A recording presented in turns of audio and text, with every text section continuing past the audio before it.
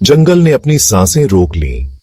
हर तरफ एक अजीब सी खामोशी थी, जैसे कोई अनजानी ताकत सब कुछ देख रही हो।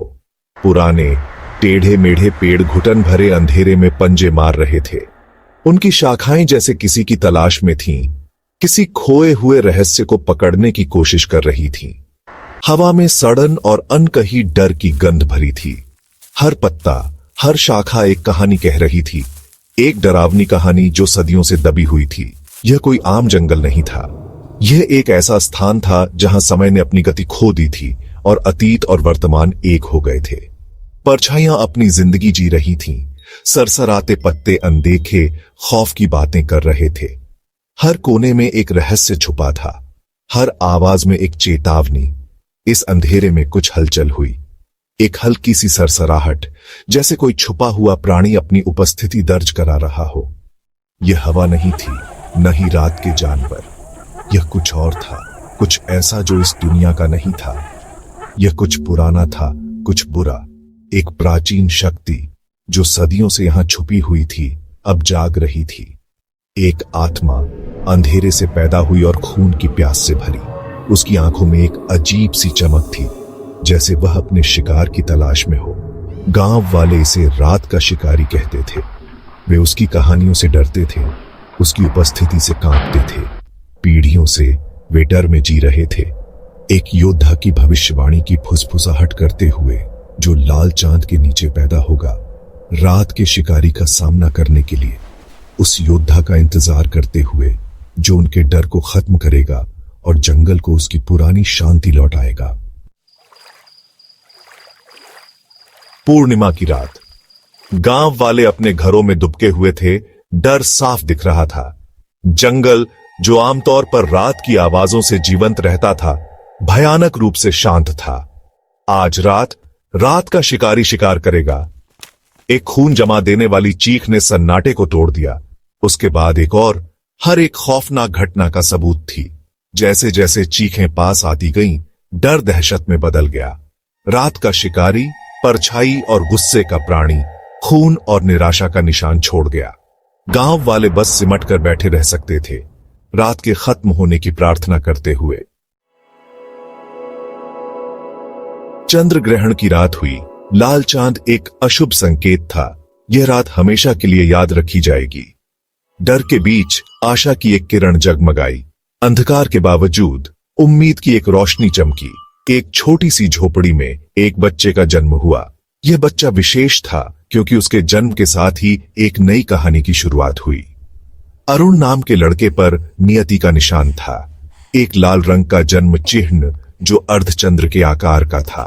यह निशान उसकी किस्मत का प्रतीक था। गांव वालों ने उस लड़के के बारे में फुसफुसाया जो उन्हें बचाएगा, ग्रहण योद्धा। वे मानते थे कि वह उनके अंधकार को दूर करेगा। साल बीत गए और अरुण एक मजबूत युवक के रूप में बड़ा हुआ। अपनी नियति के लिए लगातार प्रशिक्षण लेता रहा। उसने हर दिन खुद को और बेहतर बनाने की कोशिश की। उसके सबसे करीबी साथी, गांव के बुजुर्ग, ने उसे जंगल के रास्ते और युद्ध की कला सिखाई। उन्होंने उसे सिखाया कि कैसे अंधकार से लड़ना है। अरुण उस अंधेरे का सामना करने के लिए तैयार था जिसने उन सभी को धमकी दी थी। वह जानता था कि उसकी यात्रा कठिन होगी, लेकिन वह डरा नहीं था। हत्याएं रुक गई थीं। 10 साल तक रात का शिकारी सुप्त रहा था, लेकिन जंगल ने अपनी सांसें रोक रखी थीं, यह जानते हुए कि जानवर फिर से उठेगा। और यह उठा। वही खौफ वापस आ गया। खून जमा देने वाली चीखें, भयावह सन्नाटा। गांव वाले, उनके पुराने डर फिर से उभर आए। अपनी आखिरी उम्मीद अरुण की ओर देखने लगे। ग्रहण योद्धा के लिए अपनी नियति को पूरा करने का समय आ गया था। अरुण जंगल के किनारे पर खड़ा था। उसका सिलहूट लाल चांद के सामने साफ दिखाई दे रहा था। उसने अपनी तलवार का हत्था पकड़ रखा था, एकमात्र हथियार जो रात के शिकारी को नुकसान पहुंचा सकता था। एक गहरी सांस लेते हुए अरुण जंगल में चला गया। उसके कदमों की आवाज घने पेड़ों के बीच गूंज रही थी, जैसे जंगल उसे निगलने की तैयारी कर रहा हो। अंधेरा उसे घेर लिया, सन्नाटा केवल उसके दिल की धड़कन से टूट रहा था।